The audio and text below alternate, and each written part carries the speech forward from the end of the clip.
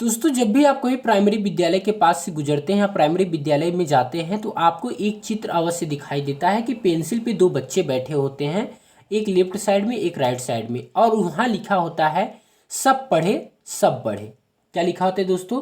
सब पढ़े सब बढ़े। स्वागत है साथियों आपका अपने यूट्यूब चैनल स्टडी विद उदय में। दोस्तों, आज के इस वीडियो में हम अध्ययन करेंगे सर्व शिक्षा अभियान, जिसका कि दूसरा नाम है सबके लिए शिक्षा। क्या है दोस्तों? सबके लिए शिक्षा। प्राथमिक शिक्षा की अनिवार्य व निःशुल्क व्यवस्था करने के संबंध में सरकार ने बहुत सारी योजनाएं को लागू किया, लेकिन इन लक्ष्य को हम प्राप्त नहीं कर सके। सन 2000 तक भी उस लक्ष्य को हासिल न किया जा सका, जिसे प्राप्त करने के लिए संविधान में 10 वर्षों का समय निश्चित किया गया था। सरकार ने इस लक्ष्य को प्राप्त करने के लिए नवंबर 2000 में सर्व शिक्षा अभियान को मंजूरी दी। कब इसको मंजूरी मिला था? तो 2000 में इसको मंजूरी मिला था, लेकिन इसको लागू 2001 में किया गया था। सर्व शिक्षा अभियान यानी कि सबके लिए शिक्षा जो अभियान चलाई गई थी, इसकी शुरुआत 2001 में की गई। इसे राष्ट्रीय योजना के रूप में सभी जिलों में लागू किया गया। इस अभियान का उद्देश्य था सॉरी दोस्तों, इस अभियान का जो उद्देश्य था कि 6 से 14 आयु वर्ग के जो भी बच्चे हैं उन्हें क्या हो सके, फ्री में और कंपलसरी एजुकेशन प्राप्त हो सके। और इसका जो मतलब कि उद्देश्य था कि 2010 तक कंप्लीट हो जाना चाहिए। और इस अभियान की जो मुख्य विशेषताएं हैं, जैसे कि हम लोग जानते हैं कि इसमें समयबद्ध कार्यक्रम था, कि यह एक समयबद्ध चलने वाला कार्यक्रम है। मतलब एक समयबद्ध समझ ही सकते हैं कि यहाँ पे एक समय दिया गया था कि 10 साल के अंतर ही सारे लक्ष्य को हासिल कर लेना चाहिए था, कि जितने भी 6 से 14 वर्ष के बच्चे हैं सबको शिक्षित कर देना है। यह एक समयबद्ध चलने वाला कार्यक्रम है। इस कार्यक्रम का जो उद्देश्य 2010 तक के देश के सभी बालकों को 8 वर्ष की प्रारंभिक शिक्षा उपलब्ध कराना था। मतलब कक्षा 8 वर्ष की, मतलब समझ रहे हैं, 8 वर्ष की कक्षा 1 से 8 तक की उसको फ्री में एजुकेशन मिल जाना चाहिए। प्रारंभिक शिक्षा का सार्वभौमिकरण था, कि जो प्रारंभिक शिक्षा है उसको सभी जगह फैला दिया जाए और हर एक व्यक्ति को उसको मतलब प्रारंभिक जो शिक्षा होती है उसको मिलना चाहिए। क्योंकि दोस्तों आपको भी पता है कि जो प्रारंभिक शिक्षा है वही हमारी शिक्षा की नींव कहलाती है। क्योंकि जब शिक्षा हमारा एजुकेशन स्टार्ट होता है तो प्रारंभिक शिक्षा से ही होता है। तो प्रारंभिक शिक्षा का सार्वभौमिकरण करा देना इसके अंतर्गत था। और केंद्र और राज्य स्तर हेतु पर सहयोग भी किया गया।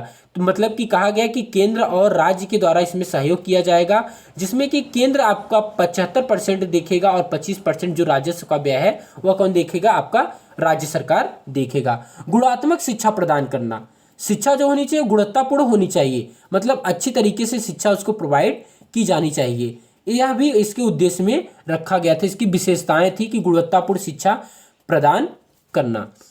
सामाजिक न्याय, इसका कहने का मतलब है कि दोस्तों प्रारंभिक शिक्षा का सार्वभौमिकरण करते हुए जनसाधारण का सामाजिक स्तर पर समानता प्रदान करना। मतलब कि जो कि है आपका समानता प्रदान करना कि उचित मतलब अनुसूचित जाति, अनुसूचित जनजाति और जो अन्य पिछड़े वर्ग हैं, सामान्य वर्ग हैं, सभी में क्या करना, एक तरीके से सामान्यता प्रदान करना, समानता प्रदान करना, ताकि वो एक दूसरे की मदद कर सके, सौहार्द की भावना हो, सिंपैथी हो, सब कुछ चीज़ें की होनी चाहिए। ये सब सामाजिक न्याय में आते हैं।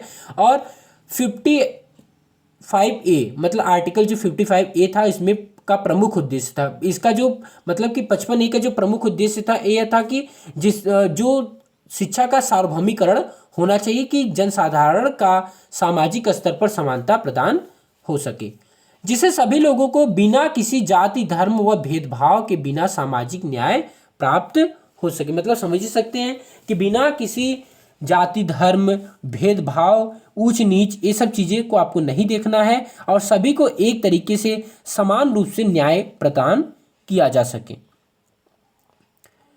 अब बात करते हैं दोस्तों इसके लक्ष्य क्या थे। इसके लक्ष्य क्या है? तो इसका लक्ष्य था कि प्रारंभिक शिक्षा मतलब कि 6 से 14 वर्ष तक के सभी बालकों को उपलब्ध कराना। मतलब 6 से 14 साल के जितने भी बच्चे हैं उनमें प्राइमरी जो एजुकेशन होता है वो उपलब्ध हो जाए। प्राकृतिक वातावरण में शिक्षा प्रदान करना। प्राकृतिक वातावरण में शिक्षा प्रदान करने का मतलब है दोस्तों कि जो शिक्षा होनी चाहिए वो प्राकृतिक वातावरण में होना चाहिए। उसके मतलब कि ऐसा ना हो कि बच्चा उससे कुछ समझता ही नहीं है। आपको मतलब खुला होना चाहिए, बच्चे स्वतंत्र रूप से होने चाहिए, जिससे वो क्या कर सके, अच्छी तरीके से किसी भी चीज़ को सीख सके।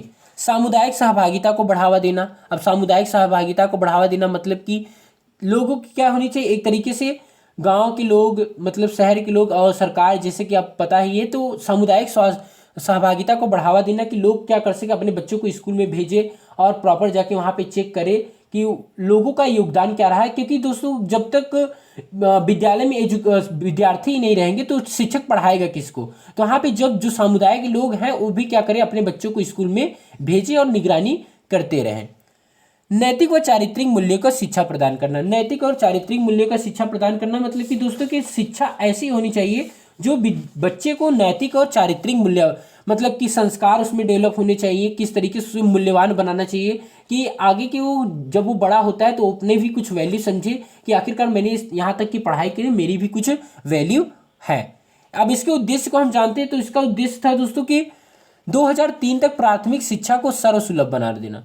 जो इसका 2003 तक की प्राथमिक जो शिक्षा है वो सभी जगह पे हो जानी चाहिए। 2007 तक सभी बच्चे 5 वर्ष तक की प्राथमिक शिक्षा पूरी कर ले, मतलब 2007 तक जितने भी बच्चे हैं वो 5 वर्ष तक अपना मतलब कंप्लीट कर ले। जैसे 6 साल में एडमिशन होता है तो 6 5 11 साल में वो 5 वर्ष की अपनी शिक्षा कंप्लीट कर ले, मतलब कक्षा 5 तक की।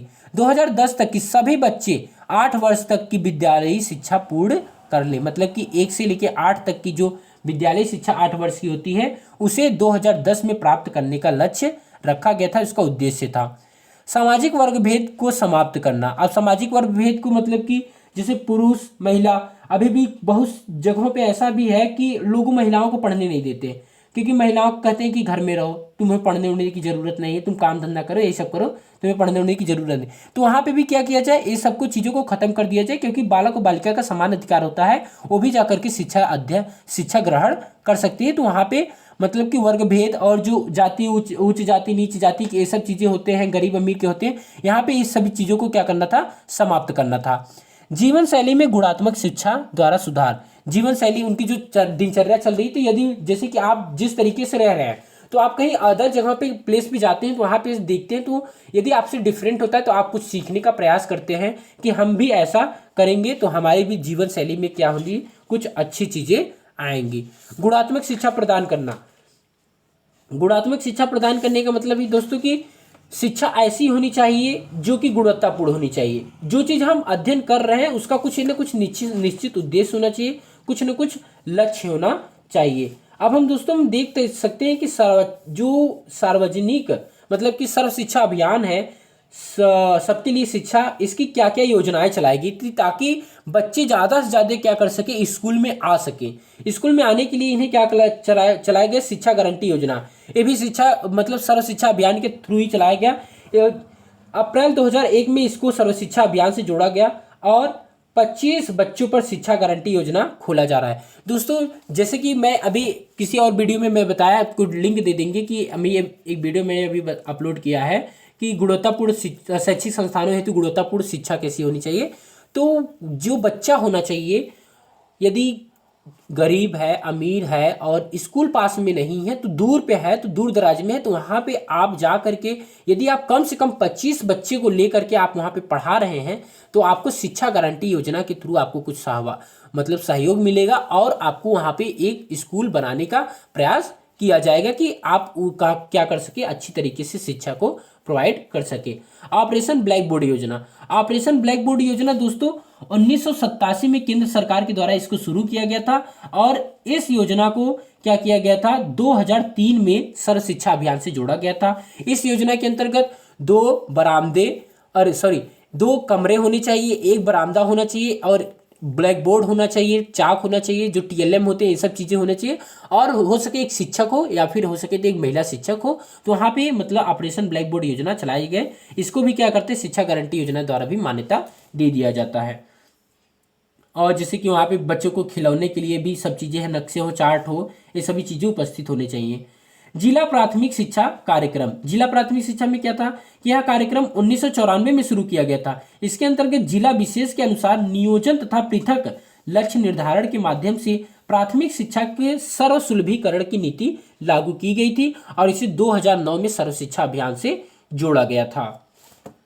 कस्तूरबा गांधी विद्यालय बालिका विद्यालय योजना, इसके बारे में दोस्तों आप सुने होंगे। तो ये जो योजना चलाई गई थी 2004 में चलाई गई थी केंद्र सरकार के द्वारा।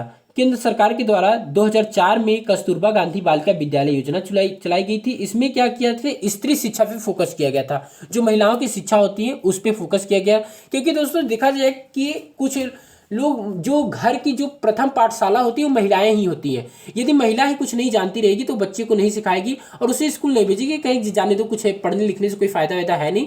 तो इसलिए क्या होना चाहिए, बच्चे जो सबसे पहले महिलाएं होती हैं उन्हें जागरूक करना चाहिए, उन्हें शिक्षित करना चाहिए। इसलिए क्या किया गया, कस्तूरबा गांधी बालिका विद्यालय योजना चलाई गई थी। और 2007 में इसे क्या किया गया था, सर्व शिक्षा अभियान से जोड़ा गया था। मिड डे मील योजना, अब मिड डे मील योजना का उद्देश्य था दोस्तों कि बच्चे को नामांकन बढ़ाना, ताकि जो बच्चे घर पे बैठे हैं वो आ नहीं रहे हैं या फिर बहुत कमजोर हैं, आर्थिक रूप से बहुत कमजोर है, तो वो हो सकता है कि भोजन की लालच में वहाँ पे आएंगे और उन्हें पौष्टिक आहार वहाँ पे प्रोवाइड की जाएगा, ताकि उनका मानसिक विकास भी हो सके और बच्चे का नामांकन भी क्या हो जाएगा, बढ़ जाएगा। वो आएंगे स्कूल में अध्ययन करेंगे।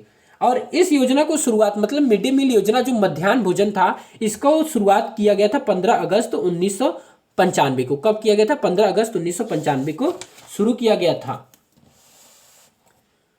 अब बात करते हैं दोस्तों इसकी जो मूल्यांकन क्या था, इसकी उपलब्धियां क्या थी और इसकी कमियां क्या थी। तो दिसंबर 2014 तक लगभग 4 लाख विद्यालय खोले जा चुके हैं। दिसंबर 2014 तक कितने विद्यालय खोले जा चुके हैं, तो 4 लाख विद्यालय खोले जा चुके हैं। 2014 तक इस अभियान के अंतर्गत 2 लाख से अधिक अध्यापक नियुक्त किए जा चुके हैं। मतलब कि 2014 तक सर्व शिक्षा अभियान के अंतर्गत 2 लाख से अधिक अध्यापकों की नियुक्ति हुई है।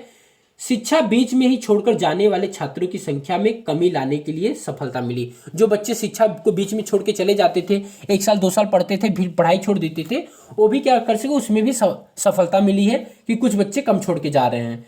बालिकाओं को स्कूल की तरफ आकर्षित करने में काफ़ी हद तक सफलता मिली है। जैसे कि आप ये भी सुनेंगे, महिला समाख्या योजना हो गया, ठीक है, ये सब भी उसके अंतर्गत आता है। तो बालिकाओं को स्कूल भी लाने का प्रयास किया गया और वो भी काफ़ी हद तक सफल हो गया। अब लड़कियां ज़्यादा ही स्कूल जाती हैं। आप कभी भी स्कूल में यदि विजिट भी करेंगे तो वहाँ पे देखेंगे बच्चों की संख्या, मतलब लड़कों की संख्या कम रहती है और लड़कियों की संख्या ज़्यादा रहती है। और उनसे वो टैलेंटेड भी होती है, तेज तर्राक भी होती है। हम लोग भी पढ़ते हैं तो फेस भी कर ही रहे हैं।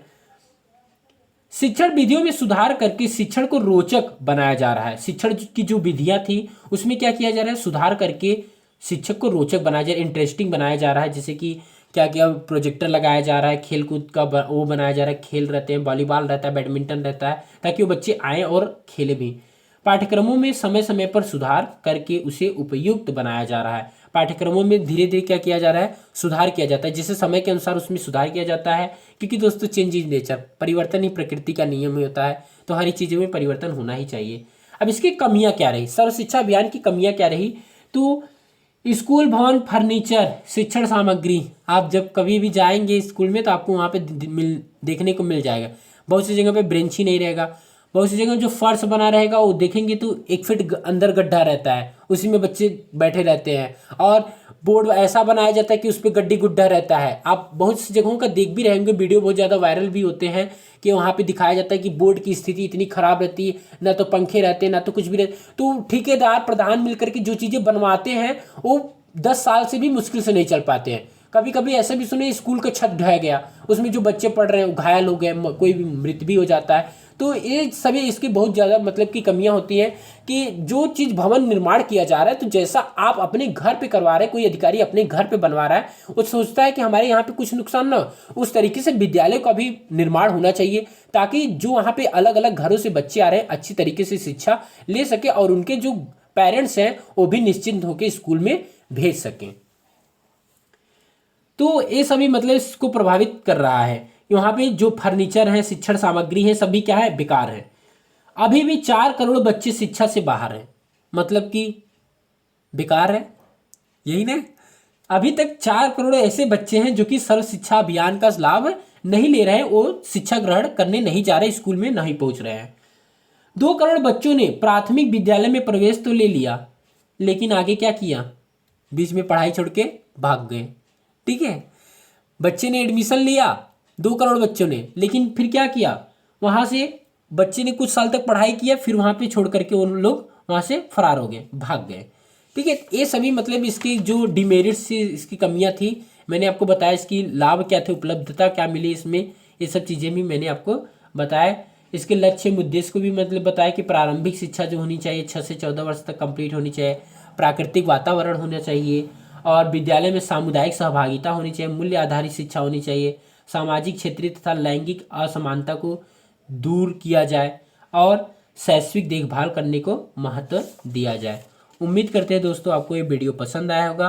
दोस्तों सन 1990 में सबके लिए शिक्षा मतलब सर्व शिक्षा अभियान विश्व कॉन्फ्रेंस का आयोजन किया गया था। इसमें सामान्य शिक्षा, सबके लिए शिक्षा सुलभ न होने के कारण इसे समस्या के रूप में स्वीकार किया गया था। तो दोस्तों वीडियो कैसा लगा कमेंट बॉक्स में जरूर बताइएगा, बड़ा मेहनत लगता है और जो मुझे पता था मैंने वो बताने का प्रयास किया। Thanks for watching this video.